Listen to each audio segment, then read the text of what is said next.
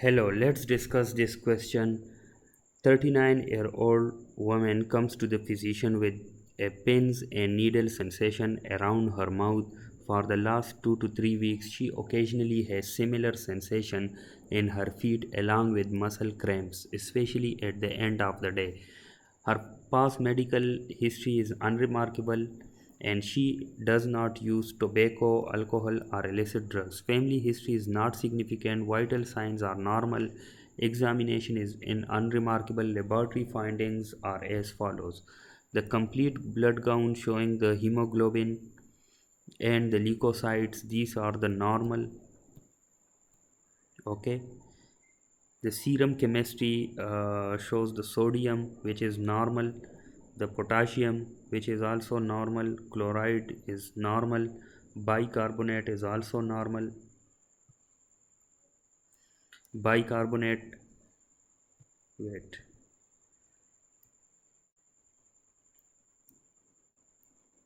bicarbonate is also normal, 24 milliequivalent per liter. Blood urea nitrogen and creatinine which are RFTs, so RFTs are normal.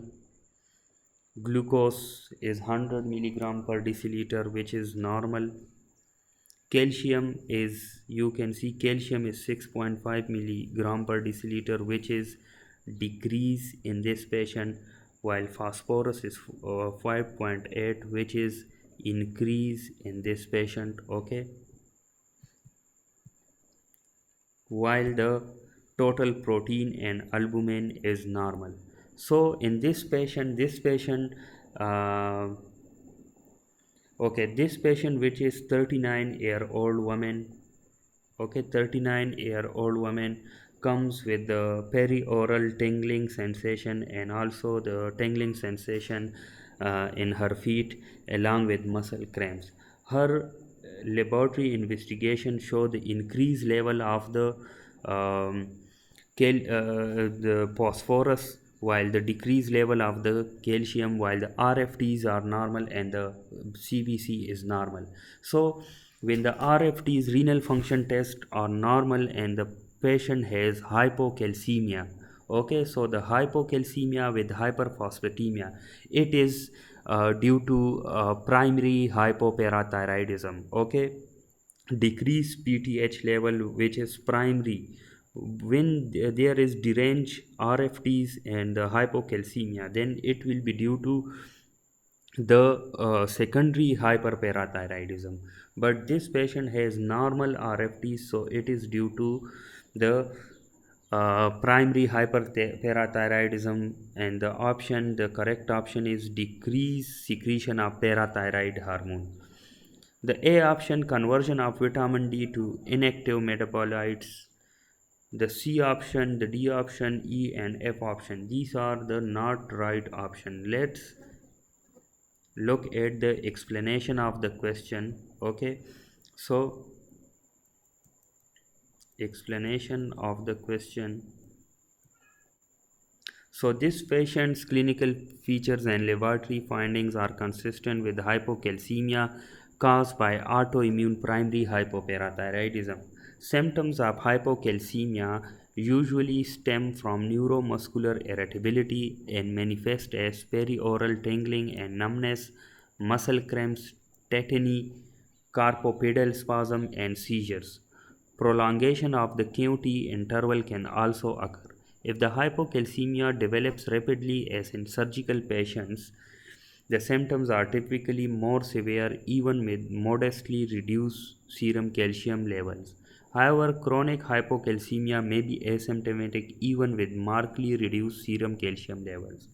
The causes of primary hyperparathyroidism.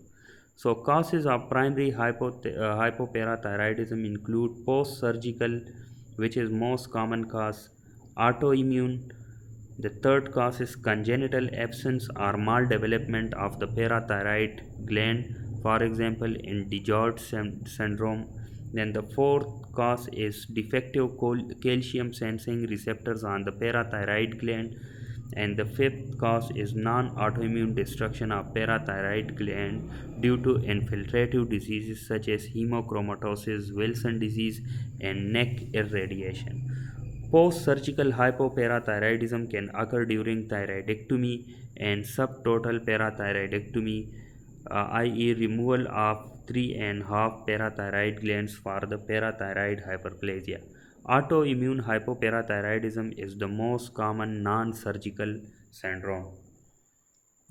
Then the other option, which is option A, uh,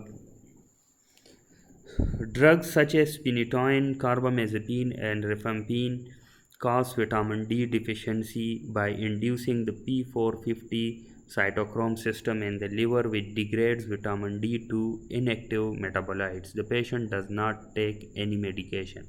So when there is the patient take the medication like phenytoin, carbamazepine, or rifampicin, so it causes the vitamin D to degrade into inactive metabolites, but the patient doesn't use any medication. Then the option C, the kidneys are responsible for converting 25 hydroxy vitamin D to 125 hydroxy vitamin D by the enzyme 1 alpha hydroxylase. Impaired 1 alpha hydroxylation occurs with chronic kidney disease, which can lead to hyperphosphatemia, hypocalcemia, and secondary hyperparathyroidism. However, this patient's renal functions appears normal. Okay. Then the third, option D is also not right because the serum phosphorus is usually low in vitamin D deficiency.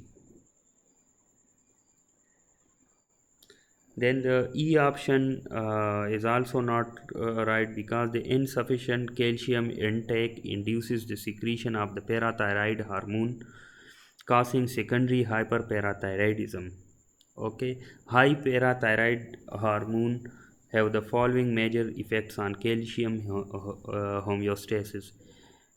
So it increases the bone resorption with release of calcium into the circulation.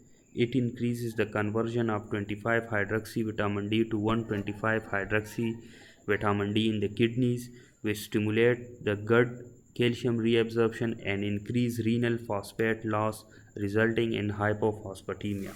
So this is about the option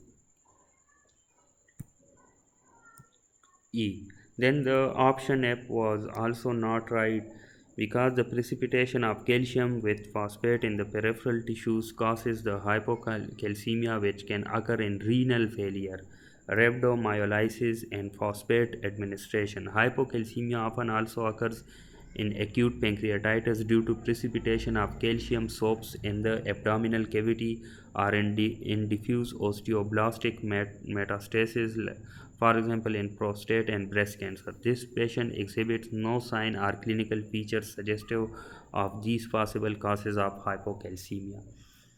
So the hypoparathyroidism, parathyroid hormone deficiency, is characterized by hypocalcemia and hyperphosphatemia in the presence of normal renal function.